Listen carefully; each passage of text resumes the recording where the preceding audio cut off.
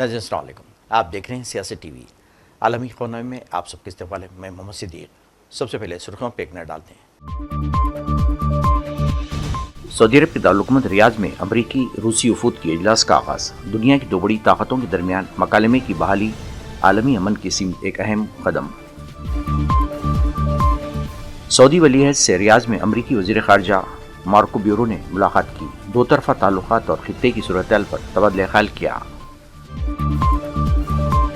امیر قطر کی حیدرآباد ہاؤس میں مودی سے ملاقات، ہند قطر باہمی تعلقات کو نئی جہت دینے کا عہد، کئی معاہدوں کو دی گئی حتمی شکل۔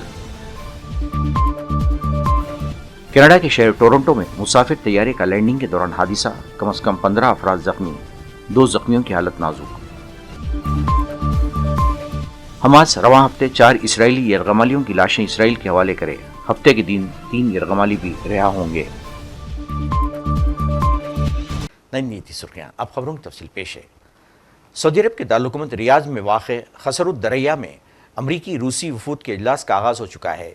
سعودی وزیر خارجہ شہزادہ فیصل بن فرحان اور وزیر مملکت مسعد العیان بھی اجلاس میں شرکت کرتے ہیں۔ اجلاس میں یوکرین میں جاری جنگ کے خاتمے اور دونوں ممالک کے درمیان تعلقات کے لیے مذاکرات ہوں گے۔ مذاکرات پورے دن جاری رہیں گے، تاہم میڈیا کو فی الحال کوئی بیان جاری نہیں کیا جائے گا۔ اس اجلاس کا بنیادی مقصد یوکرین میں جاری جنگ پر بات چیت کرنا اور دنیا کی دو بڑی طاقتوں کے درمیان مکالمے کی بحالی ہے۔ یہ بین الاقوامی سفارتکاری میں ایک بڑی پیش رفت اور عالمی امن کی سمت ایک عظیم قدم ہے۔ ذرائع کے مطابق اجلاس میں یوکرین روس جنگ کے خاتمے کے امکانات اور امریکی اور روسی صدور کے درمیان سربراہ اجلاس کے تیاریوں پر تبادلہ خیال کیا جائے گا۔ اس ماہ یعنی فروری کی 26 تاریخ کو روس یوکرین جنگ اپنے تیسرے سال میں داخل ہو جائے گی۔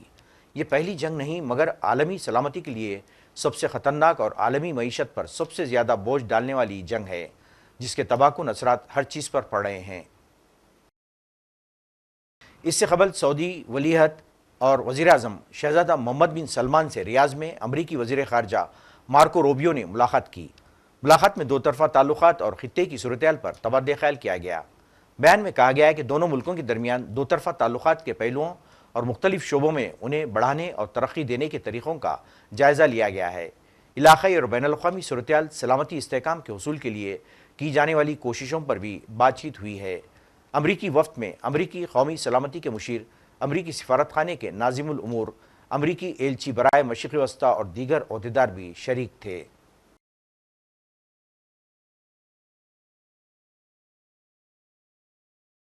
ہندوستان کے دورے پر آئے قطر کے امیر شیخ تمیم بن حماد الثانی کا آج راشٹرپتی بھون میں رسمی استقبال کیا گیا۔ صدر جمہوریہ درپتی مرمو اور وزیر اعظم نریندر مودی نے راشٹرپتی بھون کے صحن میں قطر کے امیر کا روایتی استقبال کیا۔ وہ 2 روزہ دورے پر پیر کی رات یہاں پہنچے تھے۔ ان کی آمد پر مودی نے پروٹوکول توڑ کر ذاتی طور پر ہوائی اڈے پر ان کا پرتپاک استقبال کیا تھا۔ شام کو امیر صدر جمہوریہ مرمو سے ملاقات کریں گے۔ راشٹرپتی بھون میں ان کے اعزاز میں عشائیہ دیا جائے گا۔ اس کے بعد وہ رات کو اپنے ملک واپس چلے جائیں گے۔ بعد میں امیر قطر شیخ تمیم بن حماد الثانی نے دہلی کے حیدرآباد ہاؤس میں وزیر اعظم نریندر مودی سے ملاقات کی اور اس موقع پر قطر کا وفد بھی موجود تھا۔ اس ملاقات میں باہمی تعلقات کو نئی جہت دینے کا عہد کیا گیا، جبکہ کئی معاہدات کو بھی حتمی شکل دے دی گئی۔ کینیڈا کے شہر ٹورنٹو میں پیئرسن ایئرپورٹ پر مسافر بردار طیارے کی لینڈنگ کے دوران الٹنے کی ویڈیو سامنے آ گئی ہے۔ انٹرنیٹ پر اس حادثے کی مبینہ ویڈیو میں برف پر پڑے رن وے پر طیارے کی کریش لینڈنگ دیکھی جا سکتی ہے۔ مینا پولیس سے ٹورنٹو جانے والا طیارہ پیئرسن انٹرنیشنل ایئرپورٹ پر ہنگامی لینڈنگ کے دوران الٹ گیا تھا، جس میں 80 مسافر سوار تھے۔ اس لینڈنگ کے دوران ایک بچے سمیت کم از کم 15 افراد زخمی ہوئے، جن میں سے 2 زخمیوں کی حالت نازک بتائی جاتی ہے۔ ایئرپورٹ انتظامیہ کا کہنا ہے کہ طیارے میں سوار مسافر اور عملے کی معلومات لی جا رہی ہیں، جبکہ کینیڈین پولیس کے مطابق زیادہ تر مسافر طیارے سے بحفاظت نکل چکے تھے۔ The cause of the crash is still under investigation and being led by the Transportation Safety Board. It's not appropriate for us to comment at this time. At this time, we believe all our emergency response went as planned. We will, however, be conducting a review. This is an active investigation. It's very early on. It's really important that we do not speculate. What we can say is the runway was dry and there was no crosswind conditions.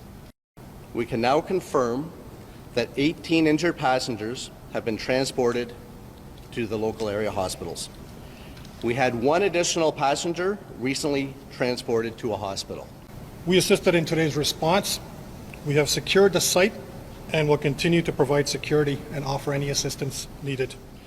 We will also like to thank other GTA police services. Lebanon ने Iran की परवाज़ों पर पाबंदी में गैर मुअय्यना मुद्दत तक तौसी कर दी है। लेबनानी ऐवान सदर के तर्जुमान की जानिब से बताया गया है कि ईरान ने आने जाने वाले परवाज़ों की शुरू होने के हवाले से कुछ बताए बगैर परवाज़ों पर पाबंदी का हुक्म दिया था। ऐवान सदर के मुताबिक ये फैसला सदर जोसेफ औन की ज़ेर सदारत वज़ारती इजलास के दौरान किया गया था, जिसमें वज़ीर-ए-आज़म, वज़ीर दिफा, खारजा उमूर, दाखिला और ट्रांसपोर्ट के वज़रा ने शिरकत की थी।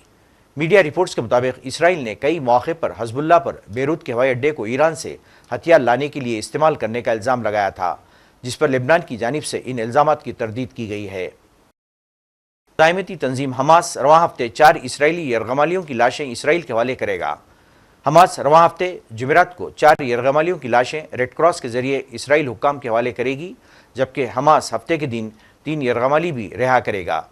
जंगबंदी मुआहदे के बाद ये पहला मरहला होगा जब हमास इसराइली यरगमाली जो जंग के दौरान बीमारियों से हलाक हुए या इसराइली बमबारी से मारे गए उनकी लाशें इसराइल को वापस करेगा।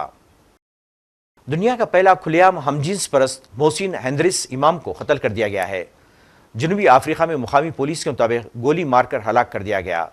57 साला आलिम दीन ने इस्लाम की रिवायती तशरीहात को चैलेंज करने और एक जामे अक़ीदे की हिमायत करने के लिए बैनुल अक़वामी शोहरत हासिल की थी। उसने पसमानदा मुसलमानों के लिए केप टाउन में एक मस्जिद चलाई। हुक्म ने इत्तला दी कि ढके हुए चेहरों वाले 2 नामालूम हमरावरों ने हेंड्रिक्स की गाड़ी पर मुतादिद गोलियां चलाईं। इसराइली वज़ीर-ए-आज़म बेंजामिन नेतन्याहू ने जंग के बाद गज़ा पर फ़लस्तीनी अथॉरिटी यानी PA के हुक्मरानी के इम्कान को मुस्तरद कर दिया। मीडिया रिपोर्ट्स के जवाब में हमास ने गज़ा का कंट्रोल छोड़ने पर आमादगी ज़ाहिर की थी। नेतन्याहू ने एक बयान में कहा कि जैसा कि मैंने वादा किया था, गज़ा में जंग के अगले दिन हमास और फ़लस्तीनी अथॉरिटी नहीं होगी। इन्होंने गज़ा के लिए अमरीकी सदर डोनाल्ड ट्रंप के साबिक़ा मंसूबे के लिए अपनी हिमायत का इयादा किया है, जिसमें एन्क्लेव की फ़लस्तीनी आबादी को पड़ोसी ममालिक में मुंतकिल करना शामिल है। अरब लीडरों ने इस तजवीज़ को मुस्तरद कर दिया है।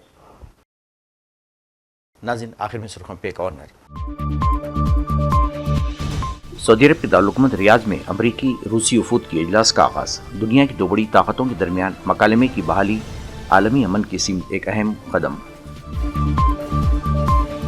सऊदी वली-ए-अहद से रियाद में अमरीकी वज़ीर ख़ारजा मार्को ब्यूरो ने मुलाकात की। 2 तरफ़ा ताल्लुक़ात और ख़ित्ते की सूरत-ए-हाल पर तबादला ख़्याल किया। अमीर क़तर के हैदराबाद हाउस में मोदी से मुलाकात। हिंद क़तर बाहमी ताल्लुक़ात को नई जहत देने का अहद। कई मुआहदों को दी गई हतमी शक्ल। कनाडा के शहर टोरंटो में मुसाफिर तैयारे का लैंडिंग के दौरान हादिसा, कम से कम 15 अफराद जख्मी, 2 जख्मियों की हालत नाजुक। हमास रवां हफ्ते 4 इसराइली यरगमालियों की लाशें इसराइल के हवाले करे। हफ्ते के दिन 3 यरगमाली भी रिहा होंगे। नाज़रीन, इसके साथ ही आलमी खबरनामा ख़त्म होता है। मुझे और सारी सियासत की टीम को इजाज़त दें। अल्लाह हाफ़िज़।